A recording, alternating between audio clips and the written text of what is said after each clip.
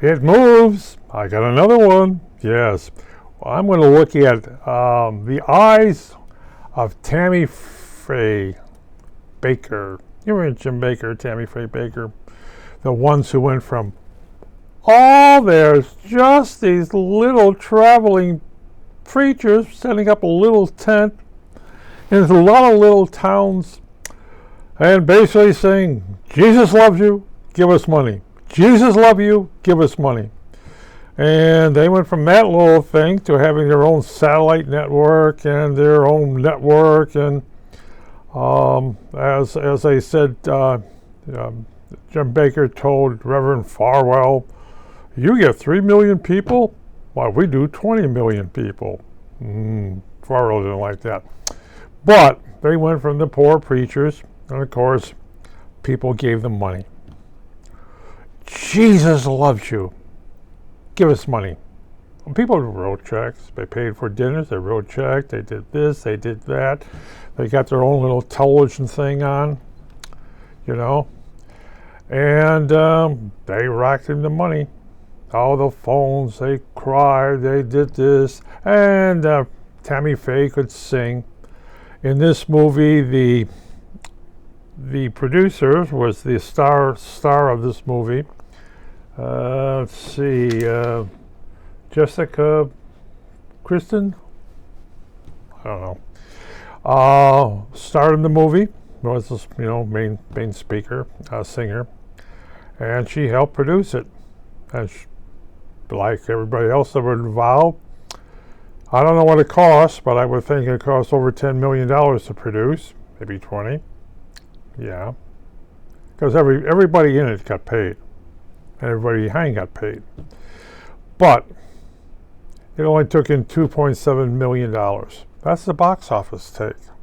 Why, you would figure all these Christians would go see it. Oh no, I would think that's the last thing you want to do is have Christians go see a Christian movie because they may just question the church they go to. Why, the Bakers did the same thing my preacher is doing. That's right. Oh, yes. Okay, there was a book produced back in the 1970s called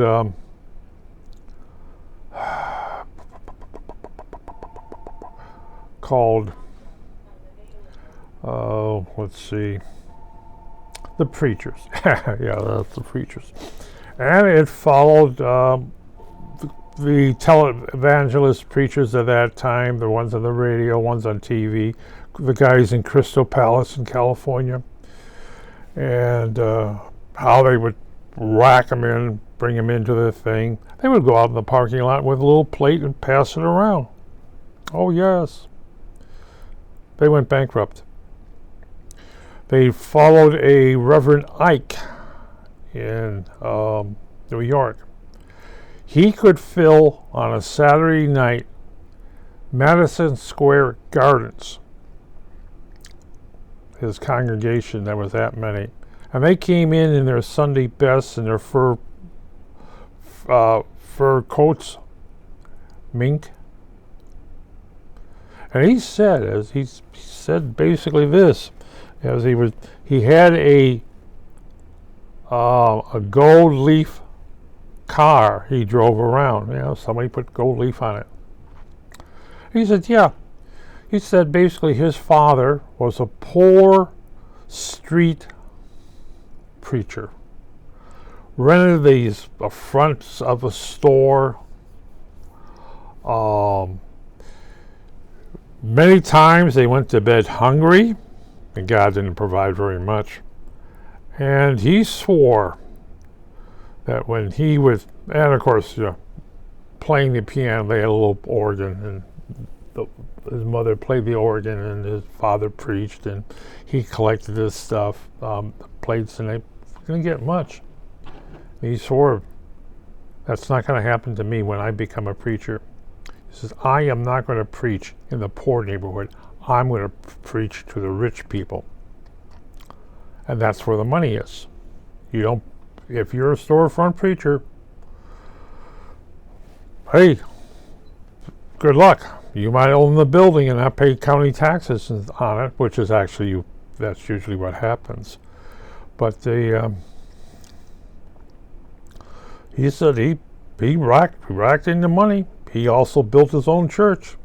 Yeah, big thing. Fill it with people, right? Said, yes, sirree. I took a salary.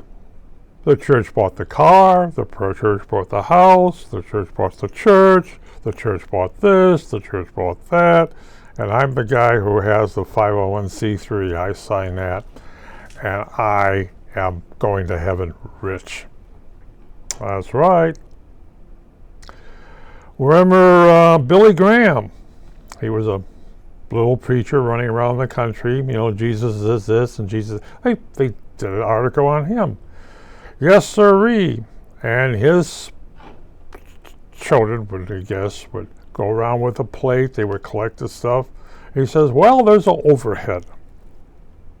And overheads are easy. The preacher gets paid. You buy breakfast for the those volunteers. You know, the bottom line, I keep 95% of this stuff. Literally speaking, they keep 95% of this stuff. Well, you know, there's a church and the property and everything else. And you find all the loopholes of not paying taxes. Big churches, the same thing. The church buys a car, the church buys this, the church owns this, the church owns the house, the church has this, the church has that, you know, the people of the 700 Club, and that thing. Oh, that's one of the big things about Jim Bakker, is that he told Reverend Farwell how much money he makes. They have this, they have that, how much they're pulling in, nothing else. And you know what Jimmy Farwell did, don't you? Turn him into the IRS. Oh, you better know it. It's cutthroat business. Yeah, turn him into the IRS for fraud. And when the IRS was jumping all over him, Jerry Farwell got his hands on all the loose funds.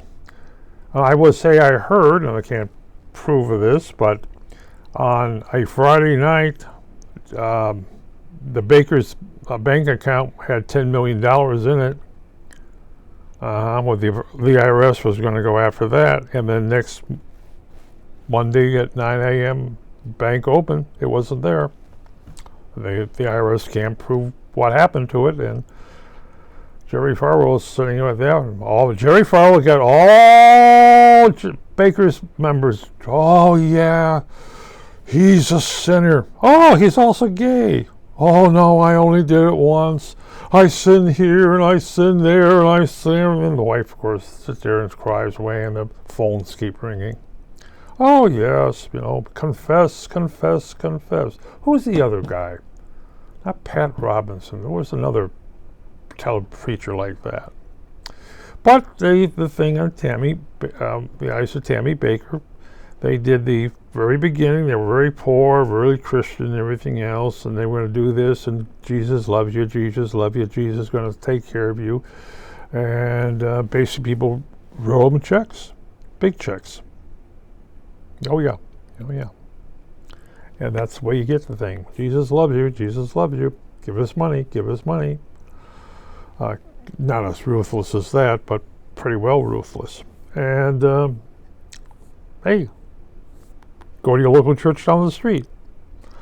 If they don't get money, they close. That's right. While God may be blessing them, the IRS says, say, you know there's taxes on your water? You know, somebody has to pay for the water, somebody has to pay for the insurance, somebody has to do this, and somebody has to do that.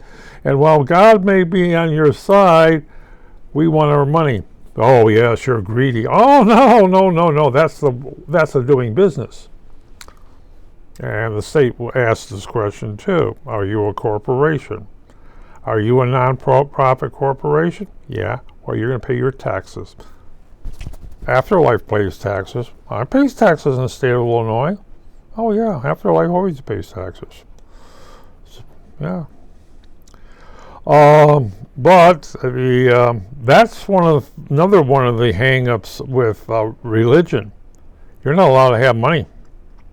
You better get rid of all that wealth. So basically what they did is they kept spending and buying and spending and going into debt and spending, which you have to do.